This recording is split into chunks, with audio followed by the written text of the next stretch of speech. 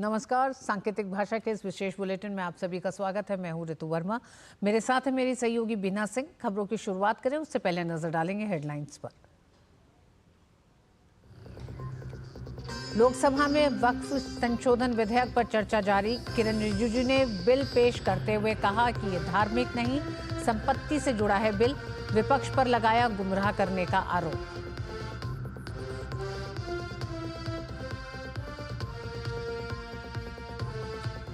वक्फ bill पर चर्चा में भाग लेते हुए भाजपा सांसद रविशंकर प्रसाद ने कहा, वक्फ विधेयक के जरिए बोर्ड में पिछड़े मुसलमानों को जगह दी जा रही है तो इसमें किसी को नहीं होनी चाहिए आपत्ति। समाजवादी पार्टी सांसद अखिलेश ने बिल को बताया साजिश।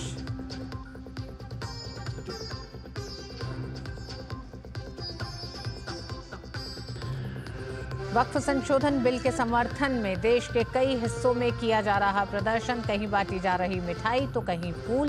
भोपाल में सड़क पर उतरी मुसलमान महिलाएं।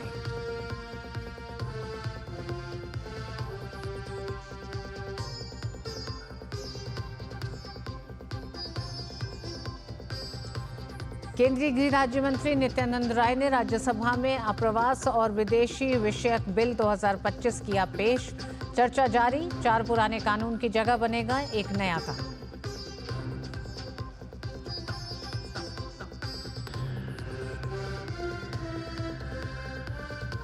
और नक्सलवाद के खिलाफ मुहिम जारी। मध्य प्रदेश के बालाघाट और मंडला की सीमा पर सुरक्षा बलों ने 2 इनामी महिला नक्सलियों को किया ढेर। इलाके में सर्च ऑपरेशन तेज।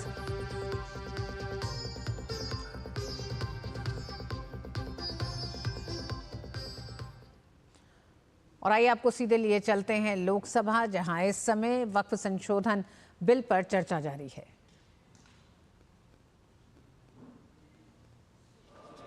यह इस कानून का सार है, इस कानून का आधार है, क्योंकि यह उम्मीद देता है उन सभी गरीब मुस्लिम समुदाय के लोगों को जिनका अधिकार वक्फ के आड़ में छीन लिया गया और उसको भ्रष्टाचार और लूट का साधन बना दिया गया। मैं विपक्ष के मित्रों का दर्द समझ सकता हूं, क्योंकि जब भी देश को उनसे उम्मीद दिखी तब उन्होंने देश को और मुस्लिम समुदाय को निराशा देने का काम किया। जिस समुदाय ने आंख बंद करके इनको वोट दिया, लेकिन उनको सिर्फ वोट बैंक बनाकर छोड़ देने का काम जो है इस कांग्रेस वालों ने, विपक्ष वालों ने किया। ये यहाँ पर हमेशा सब एक लोकसभा के वक्त भी लोगों में भ्रम फैलाने का काम इन्होंने किया। संविधान खतरे में है, संविधान खतरे में है। आज भी लोगों में भ्रम फैलाने का काम कर रहे हैं कि वक्फ की जमीनें जो है सरकार ले लेगी।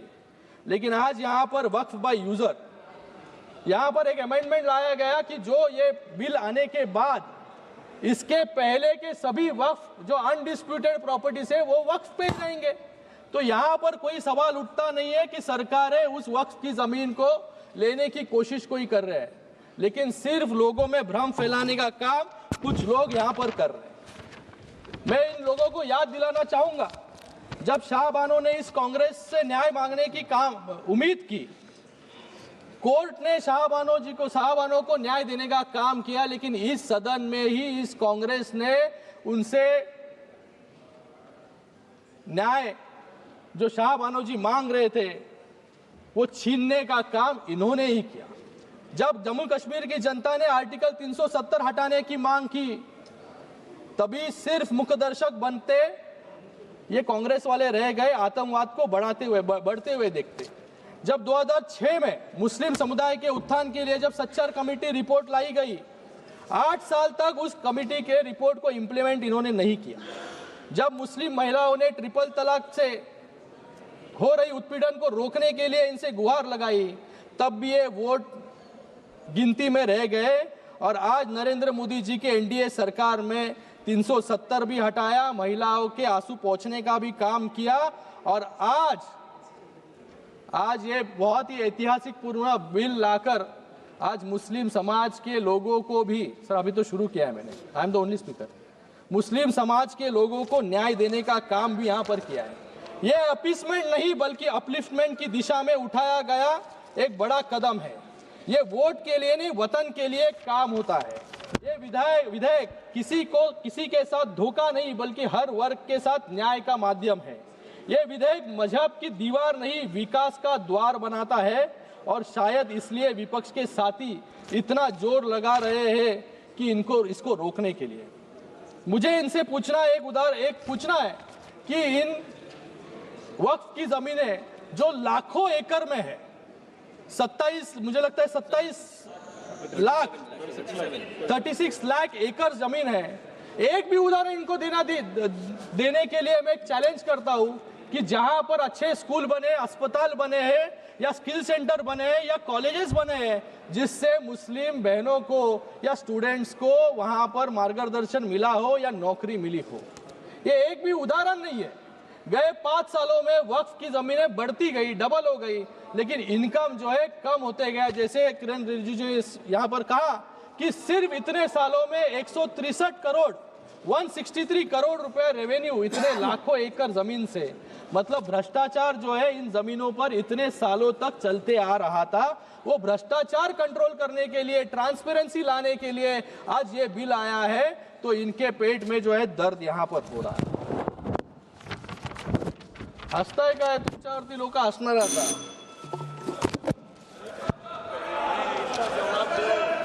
आज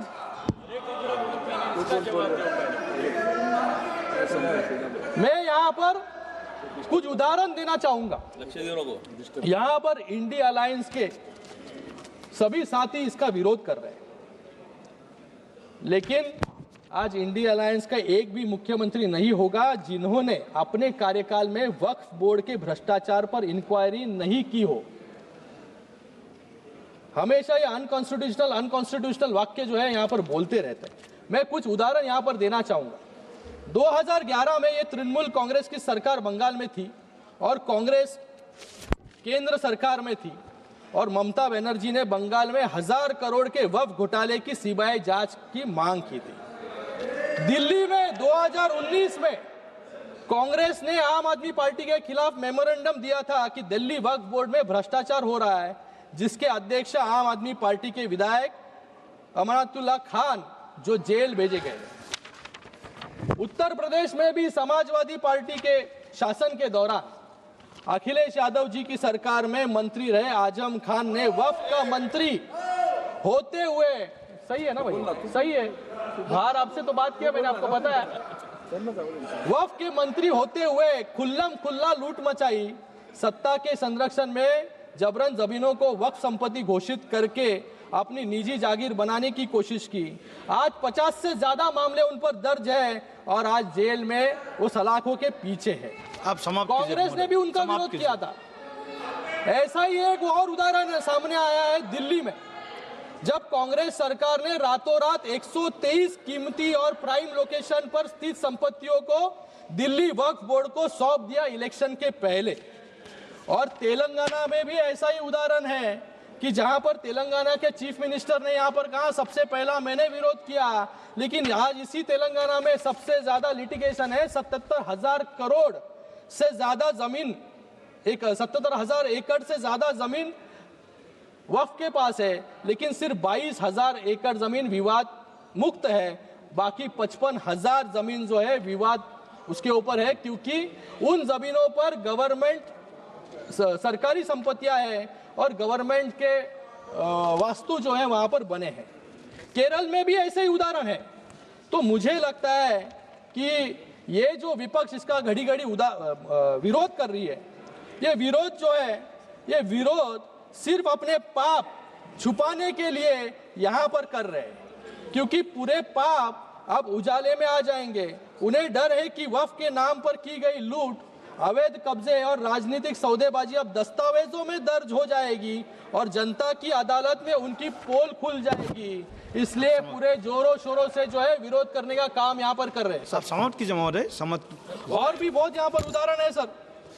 यहाँ पर कुछ लोगों का मैं भाषण सुन रहा था सर। यहाँ पर गौरव गोगोई जी कह रहे थे कि ये लोग रिफॉर्म ला रहे हैं, बिल से समस्या बढ़ेगी। मैं कहता हूं यहाँ पर बिल से जरूर समस्या बढ़ेगी, लेकिन किसकी बढ़ेगी? जिन्होंने यहाँ पर लूट मचाया और भ्रष्टाचार किया उनके लिए जो है यहाँ पर बिल से दिक्कतें जो है बढ़ने वाली है। यहाँ पर इन्होंने कुछ कहा कि अंग्रेजों के लिए मर्सी पिटीशन लिखा था। मैं यहाँ पर यूबीटी वालों से पूछना चाहूंगा कि बाजू में बैठ के जिन्होंने सावरकर जी को गाली देने का काम किया उनके ऊपर प्रश्न पूछने का हिम्मत इन पे नहीं है। लेकिन ये भूल गए अफजल गुरु के लिए किसने पिटीशन दायर की थी, किसने जो है अफजल गुरु को समाप्त कीजिए आप प्लीज कंक्लूड। मैं यहाँ पर अपनी बात समाप्त करने से पहले ये जो बिल है 2011-12 में 25% मुसलमान गरीब रेखा से नीचे थे। ये आंकड़ा सिर्फ एक संख्या नहीं बल्कि एक कड़वा सच है जो दशकों से चली आ रही उपेक्षा और तुष्टीकरण की नीतियों का परिणाम है। वक्फ संशोधन विधेयक 2025 इस दिशा में एक क्रांतिकारी कदम है। यह बिल न तो किसी समुदाय के खिलाफ है न ही किसी के धार्मिक भावनाओं को ठेस पहुंचाने के लिए। यह बिल पारदर्शिता लाने का वादा करता है। यह वक्फ संपत्तियों को अवैध कब्जों से मुक्त करने का संकल्प लेके आता है। धन्यवाद माननीय महोदय, धन्यवाद। सबसे बढ़कर ये उन मुसलमानों को सशक्त बनाने का रास्ता खोलता है जिन्हें सालों तक कमजोर रखा गया। वक्फ की संपत्तियों जो मुस्लिम समुदाय के कल्याण के लिए थी, लंबे समय से भ्रष्टाचार, कुप्रबंध और अतिक्रमण की भेंट चढ़ती रही। इस बिल के जरिए सरकार ये सुनिश्चित करना चाहती है कि इन संपत्तियों का सही इस्तेमाल हो, शिक्षा के लिए, रोजगार के लिए, गरीबी से जूझ रहे मुस्लिम भाई बहनों के उत्थान के लिए। ये बिल मुसलमानों को मजबूत करने का औजार है, न कि उनका हक छीनने का कोई यहाँ पर धन्यवाद हमारा विचार है। मैं एक समाप्त करूंगा। देश की उन्नति के लिए नए वक्त के साथ चलना होगा। देश के उन्नति के लिए नए वक्त के साथ चलना होगा और मुसलमान भाइयों और बहनों की तरक्की के लिए नए वक्फ के साथ आगे बढ़ना होगा। धन्यवाद। श्री इमरान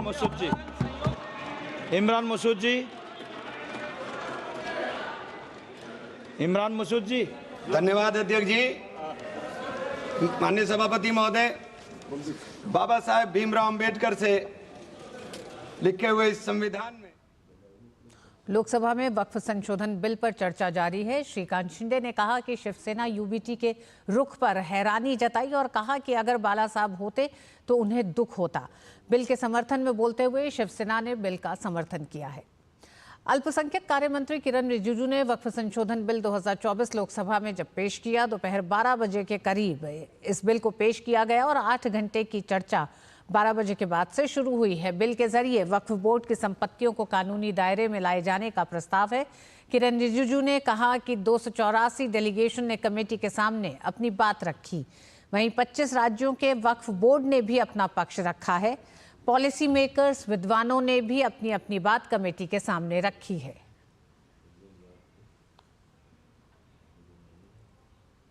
कुल मिलाकर के 97,27,772 याचिकाएं ऑनलाइन, फिजिकल, मेमोरेंडम के रूप में, रिक्वेस्ट के रूप में और सुझाव के रूप में पूरे तरह से सरकार ने देखा है। वो जेपीसी के माध्यम से हो या डायरेक्ट दिया हो, हमने सब उसको देखा है।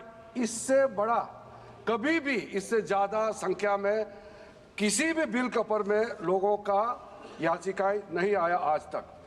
कुल मिलाकर के 284 डेलीगेशन ने अलग अलग समुदाय के जो स्टेक होल्डर्स है उन्होंने कमेटी के सामने में अपने बात को रखा है, सुझाव भी दिया है। 25 स्टेट गवर्नमेंट और यूनियन टेरिटरीज का वक्फ बोर्ड्स ने अपना सबमिशन भी पेश किया गया है। और आइए एक बार फिर सीधे आपको लिए चलते हैं लोकसभा, जहां इस समय कांग्रेस के सांसद इमरान मसूद बोल रहे हैं वक्फ संशोधन बिल पर। मैं इसकी धारा 3R1 को, जिसके अंदर वक्फ बाय यूजर था, उसको हटा दिया गया और क्या शामिल किया गया, मैं ये पढ़ करके बता रहा हूं। ये बिल है, इसके अंदर लिखा है, परंतु वक्फ संशोधन अधिनियम 2025 के प्रारंभ पर या उसके पूर्व उपयोगकर्ता द्वारा वक्फ के रूप में रजिस्ट्रीकृत संपत्तियों को उपयोगकर्ता द्वारा विद्यमान वक्फ इसके वक्फ संपत्ति के रूप में बना रहेगा, सिवाय, बस आगे आ गया काम, सिवाय संपत्ति पूर्णतः या भागतः विवादाग्रस्त है या कोई सरकारी संपत्ति है। माननीय सभापति महोदय, 2005-6 में विभिन्न राज्य के बोर्डों द्वारा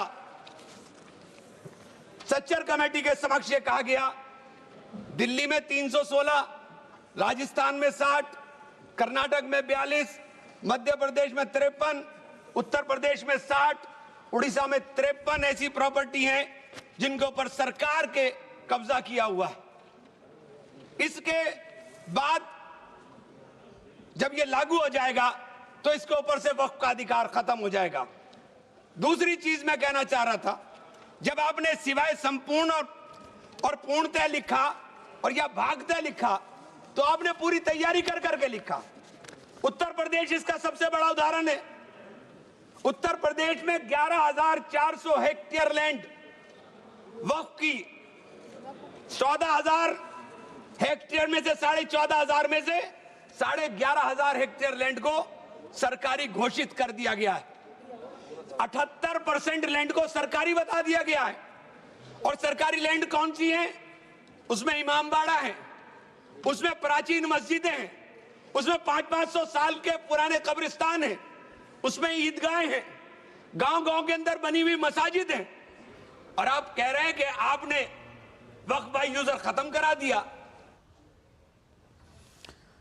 तो लगातार संसद में जारी है वक्फ संशोधन बिल पर चर्चा। वहीं केंद्रीय मंत्री किरण रिजिजू ने इस बिल को जब पेश किया उस समय कहा कि अगर ये संशोधन नहीं करते तो संसद भवन पर भी वक्फ बोर्ड अपना दावा कर देता।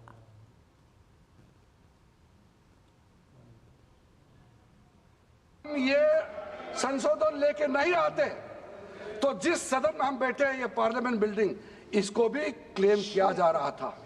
एयरपोर्ट, बसंत विहार, और अगर नरेंद्र मोदी जी का सरकार नहीं आते, अगर यूपीए का सरकार कंटिन्यू रहता, तो क्या क्या बिल्डिंग को डी नोटिफाई किया जाना था। 123 प्रॉपर्टी को तो डी नोटिफाई किया। मैं रिकॉर्ड में कह रहा हूं, अपने मन से कुछ नहीं कह रहा हूं, मैं ऑफिशियल रिकॉर्ड का बात बता रहा हूं अध्यक्ष महोदय। किरण रिजिजू ने कहा कि वक्फ संशोधन बिल में किसी भी धार्मिक कार्यकलाप में हस्तक्षेप का कोई प्रावधान नहीं है। ये बस एक संपत्ति के प्रबंधन से जुड़ा विषय है। किसी भी धार्मिक व्यवस्था को, किसी भी रिलीजियस इंस्टीट्यूशन कोई धार्मिक काम में हस्तक्षेप करने नहीं जा रहा है। ना ही वक्फ बोर्ड किसी धार्मिक स्थल का व्यवस्था में कोई भी तरीके से हाथ डालने का प्रावधान है, बिल्कुल नहीं है सर। वक्फ बोर्ड का जो प्रावधान किसी मस्जिद, किसी मंदिर, किसी धार्मिक स्थल का व्यवस्था का कोई लेना देना नहीं है। ये सिंपली एक प्रॉपर्टी का मैनेजमेंट का विषय है। किरण रिजिजू ने कहा कि दुनिया भर में वक्फ संपत्ति भारत में सबसे अधिक है। उन्होंने कहा कि वक्फ संपत्ति का इस्तेमाल गरीब मुसलमानों के उत्थान के लिए क्यों नहीं किया जा रहा है। हजारों किलोमीटर ट्रेन का पटरी लगा हुआ है, स्टेशन बना हुआ है। वो ट्रेन का पटरी लगा हुआ है, वो रेलवे का प्रॉपर्टी थोड़ी है, ये तो देश का प्रॉपर्टी है। हमारा डिफेंस के पास कहता है कि सेकंड लार्जेस्ट है। डिफेंस के पास जो भी लैंड है, जहाँ ट्रेनिंग करता है, जहाँ वो रहता है, या बॉर्डर एरिया में जितना डिफेंस लैंड है, वो देश का रक्षा के लिए है। उसको आप कैसे वो प्रॉपर्टी के साथ आप तुलना कर सकते हैं? वक्त प्रॉपर्टी प्राइवेट प्रॉपर्टी होता है सर। तो इसलिए दुनिया में सबसे ज्यादा वक्त प्रॉपर्टी हिंदुस्तान में है। ये दुनिया का सबसे बड़ा वक्फ प्रॉपर्टी अगर हिंदुस्तान में है तो उस प्रॉपर्टी से गरीबों का उत्थान के लिए, लोगों का भला के लिए अगर ये सरकार नरेंद्र मोदी जी के नेतृत्व में गरीब मुसलमानों के लिए काम कर रहा है तो इसमें आपत्ति क्यों होना चाहिए, आप लोग बताइए। गृह मंत्री अमित शाह ने लोकसभा में वक्फ विधेयक पर जानकारी साझा की। उन्होंने कहा कि इस बिल को संयुक्त संसदीय समिति को दिया गया। हमारे पास कांग्रेस जैसी समिति नहीं है, हमारे पास लोकतांत्रिक समिति है जो विचार मंथन करती है। कांग्रेस के जमाने में समिति होती थी जो सिर्फ ठप्पा लगाती थी। हमारी समिति चर्चा करती है, चर्चा के आधार पर विचार विमर्श करती है और बदलाव करती है। कमेटी ने इस पर सुविचारित रूप से अपना मत प्रकट किया। वो जो मत प्रकट हुआ वो मत फिर से कैबिनेट के सामने गया। कमेटी के जो सुझाव थे ये भारत सरकार की कैबिनेट ने स्वीकार किए और अमेंडमेंट के रूप में किरण रिजिजू जी लेकर आए। ये तभी होता है जब ये ऑफिशियल अमेंडमेंट कैबिनेट की अनुमोदन के बगैर आता है। अगर कमेटी ने कोई बदलाव ही नहीं करने हैं तो ये कांग्रेस जैसी कमेटियां नहीं, हमारी लोकतांत्रिक कमेटी है मान्यवर। हमारी कमेटी चर्चा करती है, चर्चा के आधार पर विचार करती है और परिवर्तन करती है। अगर परिवर्तन को स्वीकार ही नहीं करना है तो कमेटी काहे को लिए है भाई। जेडीयू नेता और केंद्रीय मंत्री राजीव रंजन सिंह ने वक्फ संशोधन बिल का समर्थन किया। उन्होंने कहा कि यह बिल मुसलमान विरोधी नहीं है बल्कि सरकार इस बिल के माध्यम से पिछड़े मुसलमान भाइयों तक वक्फ का लाभ पहुंचाना चाहती है।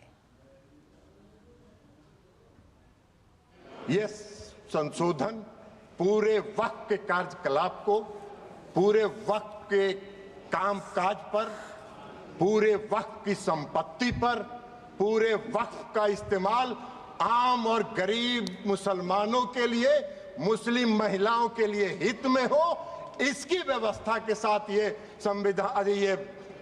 संशोधन विधेयक आया है। हमारी पार्टी जनता दल यूनाइटेड इसका पूर्ण समर्थन करती है, पारदर्शिता का समर्थन करती है और पारदर्शिता को लाने के लिए हम आदरणीय प्रधानमंत्री नरेंद्र मोदी जी का धन्यवाद करते हैं।